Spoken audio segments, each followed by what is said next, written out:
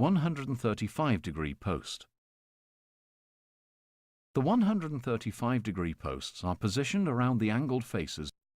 The windows, either side of the post, should be positioned so that the external corners are approximately 75 mm apart. Slide the post from above. The large angled face section of the 135-degree corner post is positioned at the outer corner of the sill. Ensure that the leg detail of the post interlocks with that of the windows. Quarter-turn buttons are positioned in the gap between the panels and the 135-degree corner post. Quarter-turn buttons are also required on the adjacent outer corner in the same positions. It's then recommended that a thin bead of silicone is run where the panels meet on the inside of the